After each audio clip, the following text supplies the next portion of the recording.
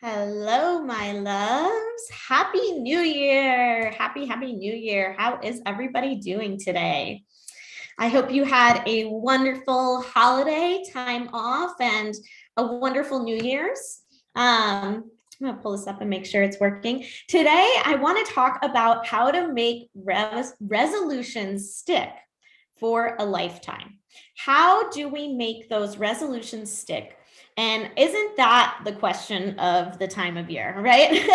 How do we take those ways that we want to become better and make them be a part of our identity and a part of the fabric of our life, right? How do I make drinking more water a part of the fabric of my everyday life so that it doesn't just become a resolution every January that lasts till the, February or whatever it is. So thank you guys so much for joining me, whether you are watching live or on the replay.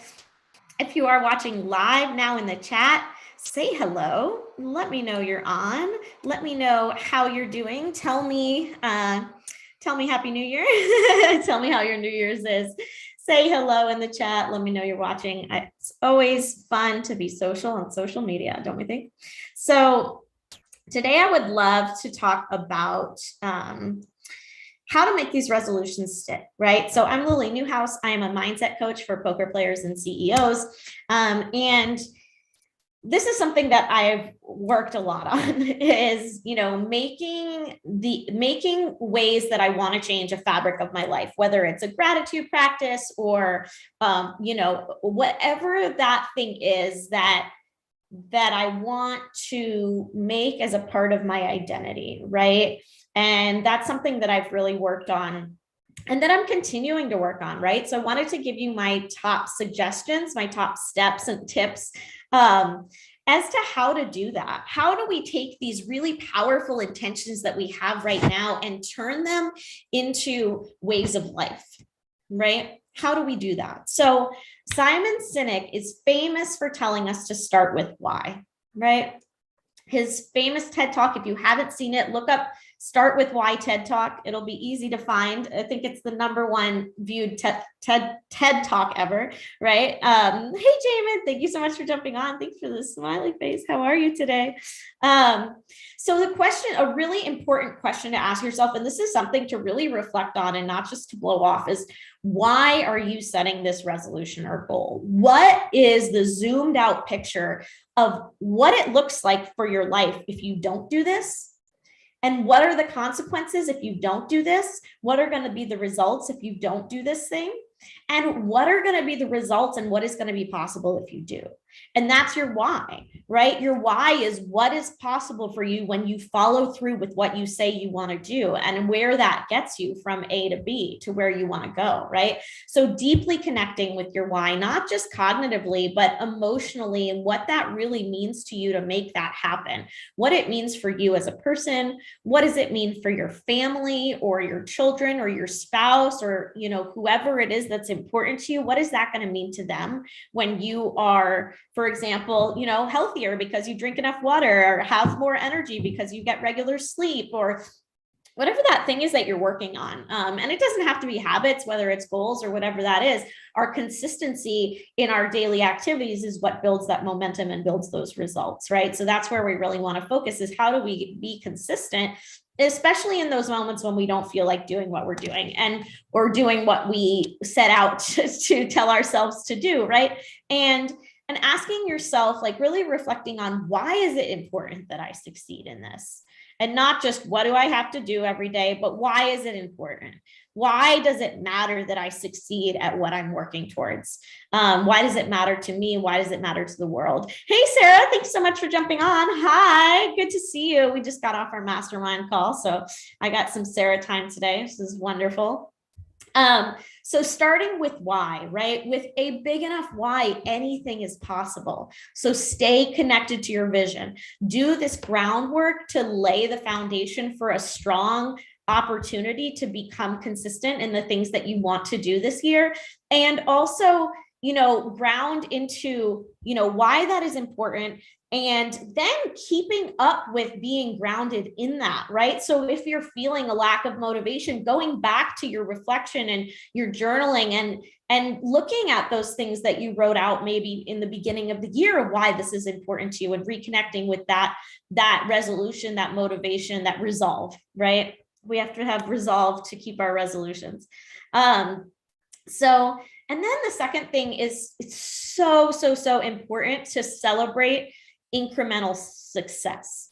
Okay. Rewarding yourself for those milestones along the way, because truthfully, there is nowhere to get to, right? All of our power is in this moment. And it's just a matter of putting moments together where we hold our power and move towards what we want.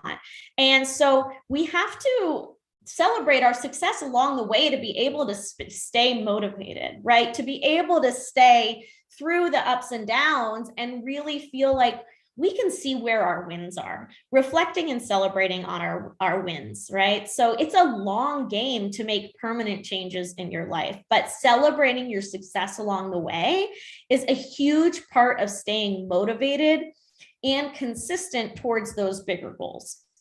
So the third thing in terms of making resolutions stick is creating community. I cannot emphasize this enough. You are the average of the people you spend the time around. You are the average of the people that you listen to. You are the average of the people you spend your time with, right? And do you want to elevate yourself?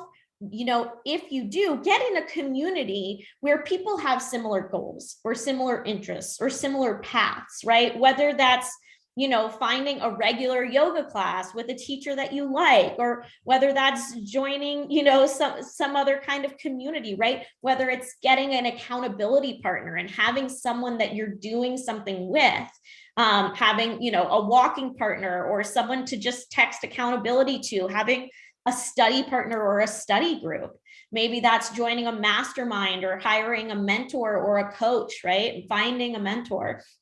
And also, just when we build community, we make it more not just about us, right? And then we don't have to do it alone. It becomes about something greater and lifting other people up, seeing other people succeed also, and celebrating their success is encouraging for us to see what's possible. So surround yourself with people on a similar path with you, or having a similar experience, coping with similar things, working on similar habits, who have the same interests, and really create that environment where you have some external accountability and someone outside of yourself who is rooting for you to succeed, right?